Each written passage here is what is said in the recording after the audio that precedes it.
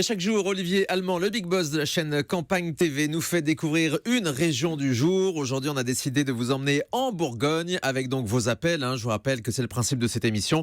Vous nous appelez pour nous donner vos bons plans, vos découvertes, vos coups de cœur aussi, si vous connaissez bien les régions dont on parle, ou alors si vous êtes en vacances en ce moment là-bas, vous nous appelez au 39 21 et vous faites de la radio avec nous. Avant ça, donc, Olivier, direction le sud de la Bourgogne, avec des paysages très typiques, les bocages, les châteaux, les églises. Exactement, ça, c'est un vrai pays de polyculture, d'élevage, de vignobles. Quand on parle de paysages, Thomas, on est vraiment sur les premiers contreforts du massif central. Donc le paysage est donc vallonné et constitue la plaine du fleuve la Saône. Donc évidemment, on peut citer les villes comme Mâcon, Tournu, Cluny.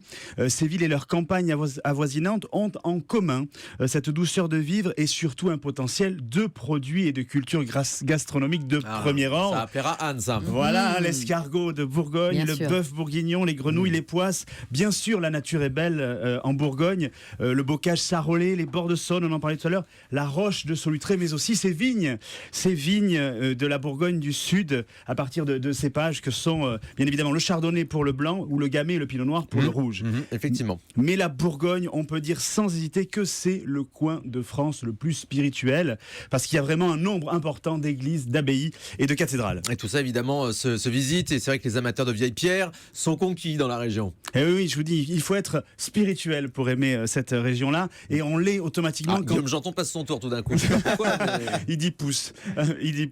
Mais spirituel, en tout cas, il faut l'être pour pouvoir justement pénétrer l'abbaye de Cluny, notamment, qui est quand même le bâtiment, en tout cas, le plus important et le plus remarquable, en tout cas, de cette Bourgogne du Sud, car ça a été Rome avant l'heure. Ça a été le cœur spirituel de l'Europe. L'abbaye de Cluny a été fondée en 910 par Guillaume d'Aquitaine. Ouais, ça date pas d'hier. Et sa construction s'est achevée au milieu du XIIe siècle. Ça veut dire qu'il y a 5 siècles, et pendant ces 5 siècles, jusqu'à la construction de l'église Saint-Pierre de Rome, c'est bien l'abbatiale de Cluny qui était le plus grand édifice religieux d'Europe, clairement. Et c'est là qu'ont été nommés de nombreux papes. Alors aujourd'hui, évidemment, l'abbaye est en partie détruite, mais là aussi, l'originalité de la visite aujourd'hui, c'est qu'elle se fait comme votre passion, Thomas, pour les Pokémon, c'est-à-dire qu'elle se fait il va devenir fou. Avec justement une réalité virtuelle. Aujourd'hui, la visite se fait avec une tablette numérique qui est inventée justement par une start-up clunisienne, justement, avec un procédé qui propose aux touristes de découvrir l'abbaye avec une réalité augmentée, c'est-à-dire qu'on la découvre à travers son écran, à partir justement de la réalité, c'est-à-dire effectivement des vestiges qui restent aujourd'hui, et on se projette comme à l'époque, justement, avec ce principe de réalité augmentée. Sinon, vous avez raison, on peut aussi visiter avec l'application Pokémon Go, comme ça on attrape les Pokémon dans l'abbaye de Cluny. Mais je veux dire, c'est vraiment chacun en tout cas, son truc. Oui, non, c'est chacun ça l'a pas convaincu. Non, je vois bien. Pourtant, j'ai essayé, mais j'ai essayé d'être attractif, et ne serait-ce aussi que pour les enfants qui nous regardent. Le prix d'entrée de la visite de l'abbaye de Cluny est de 9,50 €, et justement c'est gratuit aussi pour les enfants. Ah, chouette, bon plan.